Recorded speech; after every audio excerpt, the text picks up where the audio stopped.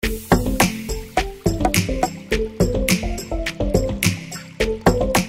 kami dari kelompok 4, kami akan mempresentasikan tentang Undang-Undang Hak Cipta dan Perlindungan Terhadap Program Komputer. Semoga bermanfaat.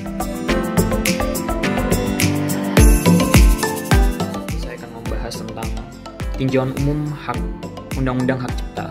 Sebelum kita mengetahui tentang hak cipta, kita harus mengetahui juga tentang hak atas kekayaan intelektual.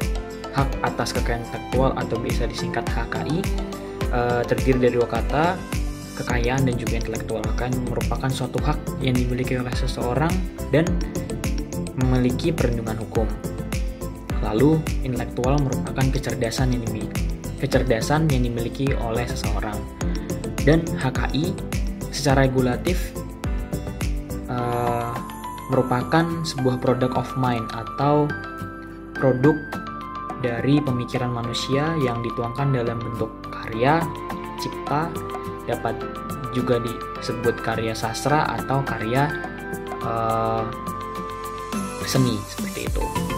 Lalu HKI terdiri dari dua, ada hak cipta dan juga ada hak kekayaan industri. Nah, konsep besar dari hak cipta, jadi hak ini melindungi karya dari pemikiran-pemikiran manusia, bisa dalam bentuk karya seni maupun karya sastra. Dan hak cipta tidak melindungi ide-ide atau pemikiran dari orang tersebut, tetapi mereka melindungi hasil dari pemikiran tersebut, seperti itu. Lalu di Indonesia sendiri ada peraturan yang menegakkan hak cipta. Peraturan ini sering terjadi perubahan dari awal kemerdekaan hingga sekarang ini. Jadi awalnya Indonesia itu menggunakan peraturan Auteurus Wet 1912. Ini di Indonesia menggunakan peraturan ini dari sebelum kemerdekaan hingga awal kemerdekaan. Lalu diganti lagi menjadi UU nomor 6 tahun 1982, lalu diganti lagi menjadi UU nomor 7 tahun 1987, dan akhirnya menjadi UU nomor 28 tahun 2014 yang digunakan hingga saat ini. Terdapat banyak penyebab kenapa peraturan tersebut selalu berganti-ganti dari tahun ke tahun. Jadi penyebab utamanya adalah justru karena adanya peraturan ini, peraturan yang dahulu jumlah pelanggar terhadap hak cipta itu jumlahnya semakin bertambah, semakin banyak. Lalu pemerintah kurang bertindak tegas terhadap pelaku-pelaku pelanggar hak cipta. Dirasa hukum yang ada sangat ringan, seperti itu. Nah, hingga akhirnya UU atau Undang-Undang Hak Cipta yang digunakan sampai sekarang adalah UU nomor 28 tahun 2014. Nah, UU ini sendiri menyerupai dengan TRIPS yang seiring dengan Indonesia bergabung dalam WTO, seperti itu.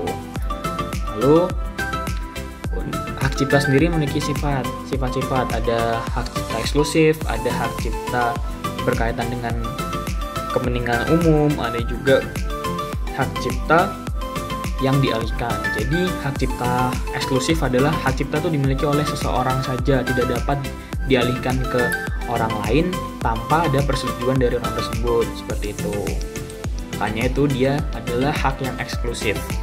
Lalu ada hak cipta berkaitan dengan kepentingan umum, karena karya seni ataupun karya sastra merupakan konsumsi banyak orang, jadi seorang yang mengeluarkan sebuah karya tersebut harus mementingkan kepentingan masyarakat juga, seperti itu. Lalu hak cipta seperti saya bilang tadi dapat dialihkan dengan dua cara.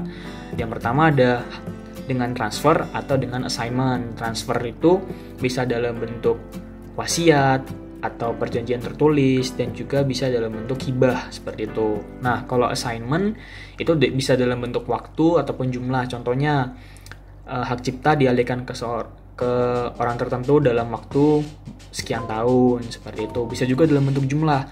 Hak cipta diberikan kepada orang dalam jumlah tertentu, seperti itu. Sekian tentang tinjauan umum. Perlindungan Undang-Undang Hak Cipta terhadap program komputer diatur dalam Undang-Undang Nomor 28 Tahun 2014. Pada pasal 1 ayat ke-9, arti dari program komputer merupakan seperangkat instruksi yang dideskripsikan dalam bentuk bahasa, kode, atau skema, atau dalam bentuk lain yang bertujuan agar komputer dapat melakukan fungsi tertentu atau dapat mencapai hasil tertentu. Yang kedua, pada pasal 11 ayat 2 menjelaskan hak ekonomi terhadap ciptaan atau salinan. Namun dalam pasal 9 ayat 1 huruf I menjelaskan bahwa program komputer tidak berlaku bila program komputer tersebut merupakan bukan dari objek perjanjian penyewaan. Pada pasal 40 ayat 1 menjelaskan bahwa program komputer merupakan salah satu ciptaan yang dilindungi. Pada pasal 45 menjelaskan bahwa penggandaan hanya dapat dilakukan sebanyak satu kali dengan syarat penggandaan tersebut bertujuan untuk penelitian atau pengembangan perangkat lunak komputer atau dapat dijadikan sebagai cadangan. Namun setelah masa berlaku penggandaan tersebut telah habis, maka penggandaan harus dihapuskan. Lalu pada pasal 46 ayat 2 menjelaskan bahwa penggandaan terhadap program komputer secara untuk kepentingan pribadi dilarang. Lalu pada pasal 59 menjelaskan jangka waktu dari hak cipta program komputer berlaku selama 50 tahun. Di sini saya akan menjelaskan tentang cara pendaftaran hak cipta. Ada beberapa syarat umum yang harus Anda lengkapi saat melakukan pendaftaran hak cipta. Yang pertama adalah nama, status kewarganegaraan, dan alamat lengkap dari sang pendaftar hak cipta. Yang kedua adalah nama, status kewarganegaraan, dan alamat lengkap dari pemegang hak cipta. Yang ketiga adalah judul karya yang akan didaftarkan. Yang keempat adalah waktu dan lokasi karya diumumkan untuk pertama kalinya. Yang kelima adalah uraian singkat dari karya yang didaftarkan. Yang terakhir adalah sampel dari karya tersebut. Selanjutnya, dokumen apa saja sih yang harus dilengkapi? Jika Anda mendaftarkan hak cipta atas nama perorangan, maka yang harus Anda lengkapi adalah dokumen-dokumen seperti berikut ini. Yang pertama adalah surat kuasa ditandatangani di atas materai 6.000. Yang kedua adalah surat pernyataan keaslian karya. Yang ketiga adalah NPWP dari orang tersebut. Terus yang terakhir adalah sampel karya yang akan didaftarkan. Nah, yang kedua adalah jika dokumen yang harus dilengkapi Anda mendaftarkan pada hak cipta atas nama perusahaan, yang harus Anda lengkapi adalah surat pengalian hak, di mana dari surat ini dari pembuat karya kepada pemegang hak cipta. Yang kedua adalah NPWP perusahaan tersebut. Yang ketiga adalah akte dari perusahaan tersebut. Yang terakhir adalah fotokopi identitas dari pemohon dan pencipta, seperti fotokopi KTP mereka. Persyaratan pendaftaran hak cipta program komputer. Yang pertama yang harus kita penuhi syaratnya adalah surat pernyataan dan surat kuasa khusus. Nah, yang kedua adalah contoh ciptaan berupa manual penggunaan program komputer tersebut atau shortcode dalam bentuk format file PDF. Yang ketiga adalah salinan resmi akta pendirian badan hukum atau fotokopinya yang telah direalisir oleh notaris. Ini apabila pemohon adalah badan hukum. Yang keempat adalah fotokopi KTP. Yang kelima, dalam hal permohonan pendaftaran hak cipta, pemegang hak cipta bukanlah si pencipta sendiri, melainkan pemohon. Maka dari itu pemohon wajib melampirkan bukti pengalihan hak dengan surat pengalihan hak cipta dari pencipta kepada pemohon hak cipta, seperti itu. Oke, saat ini kita akan membahas ada beberapa pelanggaran terhadap hak cipta program komputer. Yang pertama, ada penjualan suatu ciptaan program komputer. Yang kedua, ada perbanyak dari suatu ciptaan program komputer.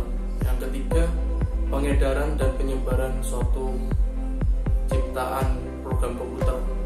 Yang keempat, ada penambahan jumlah baik sebagian maupun keseluruhan dari suatu ciptaan program komputer. Yang kelima, peniadaan, pencantuman, penggantian nama suatu nama pencipta atau nama program komputer dan pengubahan isi seluruh dari ciptaan program komputer. Itu merupakan beberapa pelanggaran dari hak cipta program komputer. Di sini saya akan menjelaskan tentang upaya mengatasi pelanggaran hak cipta. Upaya mengatasi pelanggaran hak cipta sendiri itu pun ada 5. Yang pertama adalah membangun budaya masyarakat untuk menghargai hasil karya orang lain.